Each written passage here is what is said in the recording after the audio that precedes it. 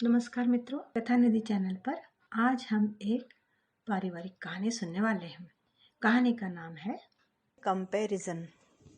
कहानी आपको कैसी लगी ये कमेंट करके ज़रूर बताइएगा, और अगर आप चैनल को अभी तक सब्सक्राइब नहीं किए हैं तो ज़रूर कर लीजिएगा। तो चलिए पढ़ते हैं कहानी। भाई, लड़की मोटी है, मुझे तो कोई खास पसंद नहीं आई। आते ही बड़े भैया ने अपनी राय दे दी। मुझे भी कुछ खास नहीं लगी, लंबाई भी ज्यादा है और जब और मोटी हो जाएगी तो बड़ी अजीब लगेगी। तू क्या कहता है सुरेश? मम्मी ने पूछा। ऐसा था तो देखने ही नहीं जाना था, फोटो देखा था, शादी में भी मिली थी, तब मोटी नहीं लगी। मुझे ठीक नहीं लगता कि किसी लड़के को जानते हुए भी स्पेशली देखने जाओ और फिर मोटी पतली काली गोरी कहकर मना कर दो। अब तो बात हो गई है, मैं मना नहीं कर सकता। सुरेश ने फैसला दे दिया। ये क्या बात हुई भला? लड़के वाले हैं तो देखने तो जाएंगे ही, पसंद आए तो हाँ कहेंगे, नहीं तो नहीं। इसमें इतना सिद्धांतवादी बनने की क्या जरूरत है रे? भाई ने कहा। सुरेश अपने माता पिता का छोटा बेटा है। बड़े भाई की शादी हो चुकी है और सुरेश के लिए लड़की की तलाश जारी है। इसी दौरान एक शादी में दीपा दिखी उसे। लंबी चौड़ी, हंसमुख और शरारती लड़की उसे बहुत पसंद आ गई थी। मम्मी और भाई को भी दिखाई और मम्मी ने तो पास बुलाकर परिचय भी ले लिया था। बाद में उसके मम्मी पापा से बात करके फॉर्मल बात करने का निश्चय किया। जाकर बातचीत भी कर ली और घर आकर ये जवाब दे रहे मम्मी और भाई।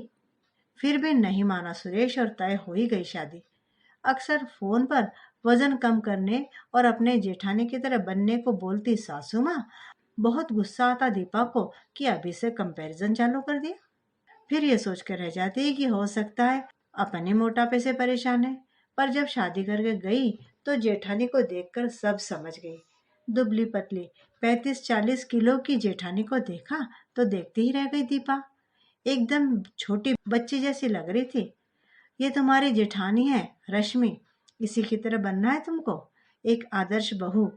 सासू माँ ने परिचय करवाया और पैर छू लिए उसने जेठानी के। खुश रहो, एक बुझा सा आशीर्वाद दिया और अंदर चली गई जेठानी जी। दूसरे दिन दोनों हनीमून पर चले गए और जब लौटे उसी दिन पहली रसोई की रस्म हो गई।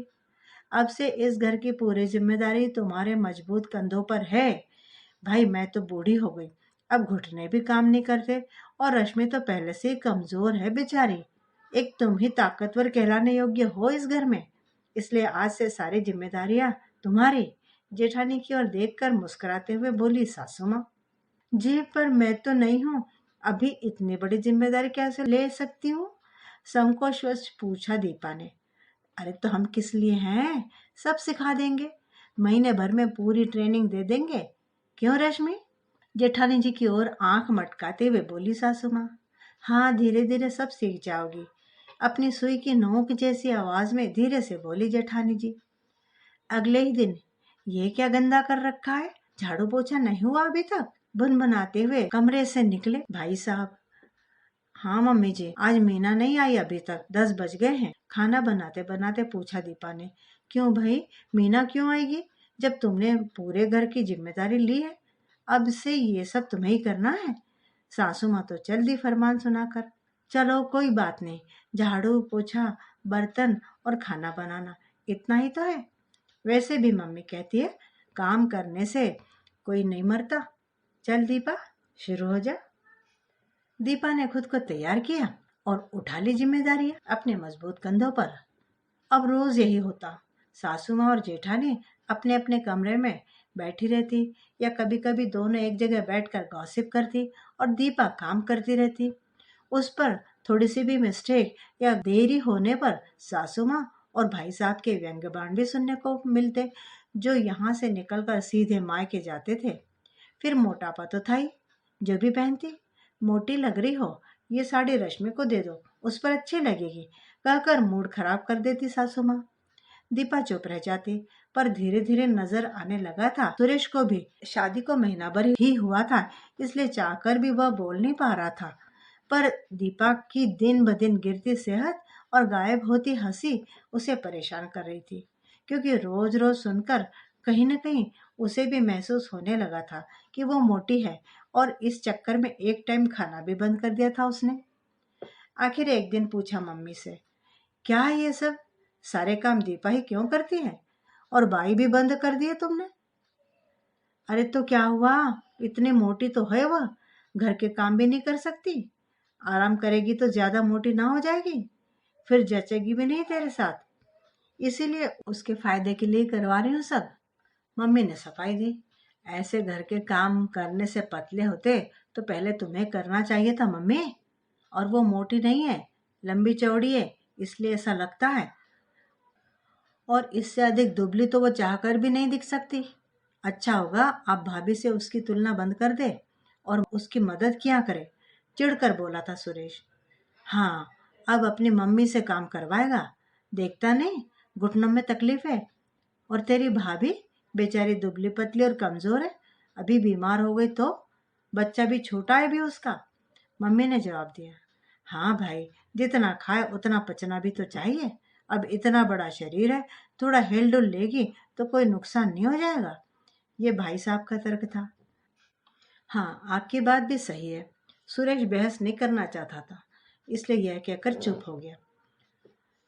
अगले दिन रविवार था। खाना बनाने की तैयारी कर रही थी दीपा कि सुरेश वहां पहुंच गया। आज खाना मत बनाओ दीपा, और झाड़ू पोछा भी रहने दो, हम आज बाहर जा रहे हैं। और हाँ, सफाई के लिए मैं वैक्यूम क्लीनर लाया हूँ ऑफिस के लिए, वो चेक करना है। सब जा रहे हैं? हाँ, अपना परिवार। जाओ नहा कर तैयार हो जाओ, सुरेश ने कहा और दीपा तैयार होने चली गई। वो तैयार होकर नीचे उतरी तो देखा हंगामा मचा हुआ था घर में। भाई साहब काम को लेकर तो पापा खाने को लेकर। मम्मी अपनी अलग दलीलें दे रही थी और भाभी मजे ले रही थी। इन सब से जैसे बेखबर सुरेश कानों में ईयरफोन लगाकर गाना सुन रहा था। आ गई महारानी, पता है क्या टाइम हो रहा है और ये कहाँ जाने की तैयारी हो रही है? एक पे एक सवाल दाग दिए सबने। हम सब बाहर जा रहे हैं ना, सुरेश ने बोला था, इसलिए तैयार हो गई। डरते डरते दीपा ने कहा। हम सब नहीं, हम जा रहे हैं, हम दोनों जा रहे हैं, सुरेश ने कहा। ये क्या तरीका है सुरेश? हम सब भूखे हैं, इसने कुछ काम नहीं किया और इसे बाहर ले जा रहा है। शर्म नहीं आती तुझे? माँ बाप भूखे हैं और बीबी को बाहर खिलाने ले जा रहा है, डांटते हुए पापा ने कहा। एक मिनट पापा, यहाँ सब खाते हैं क्या? हाँ तो खाना ही पड़ता है, बिना खाए कोई जिंदा रह सकता है भला? भाई साहब बोले। झूठ, भाभी कहाँ खाती है, वो तो हवा पर जिंदा है। और मम्मी भी, सुरेश ने ताना दिया। कैसे बदतमीजों जैसी बात कर रहा है रे? भूल गए है क्या कि ये बड़ी भाभी है तेरी? मम्मी जोर से चिल्लाई। भाभी नहीं खाती इसीलिए तो दुबली पतली है। घर का सारा राशन तो अकेली दीपा ही खाती है, इसीलिए सारा काम उसे करना पड़ता है। तो इसीलिए मैंने सोचा कि उसे आज बाहर ले जाकर खाना खिला दो, तो उसे सारे काम से छुट्टी मिल जाएगी। भाई और पापा चाहे तो आ सकते हैं हमारे साथ। और आप ही तो कहती हैं ये घर मेरा है, तो आज आप अपने घर का ध्यान रख लीजिए और भाभी को आराम करने दीजिए, सुरेश ने कहा। अरे मैं तो उसके लिए कहती हूँ, मोटी है तो कर सकती है। उसी ने बहकाया होगा तुझे। फिर से आलाप शुरू कर दिया माँ ने। बस मम्मी, ये मोटी मोटी करना बंद कीजिए। जैसी है मेरी बीवी है, और हाँ, वो कितना भी कर ले, भाभी जैसी नहीं हो सकती, इसलिए तुलना करना बंद करो। भगवान ने सबको अलग अलग बनाया है, हमारी मर्जी से कोई हम दूसरे जैसा नहीं बन सकते। फिर भी बराबरी करनी ही है तो भाभी को कहिए अपनी हाइट भी बढ़ा ले और वेट भी, दोनों बराबर हो जाएंगे। और अगर ऐसा ही चलता रहा तो हार कर अलग रहना पड़ेगा मुझे। इसलिए सोच लो माँ, या तो समान व्यवहार कीजिए या दोनों बेटों में से एक चुन लीजिए, फैसला आपका है। स्तब्ध खड़ी दीपा को खींच कर ले गया सुरेश और सोच में पड़ गई घर के सब कि ये तो सोचा ही नहीं था। मित्रों, सुरेश का कहना सही है ना? कमेंट करके जरूर बताइएगा। क्या कोई मोटा है इसलिए उससे घर के सारे काम करवाना उचित है? क्या केवल घर के काम कर लेने से ही कोई दुबला हो जा सकता है? कमेंट करके जरूर बताइएगा। मिलती हूँ दोबारा बढ़िया सी कहानी के साथ, तब तक विदा।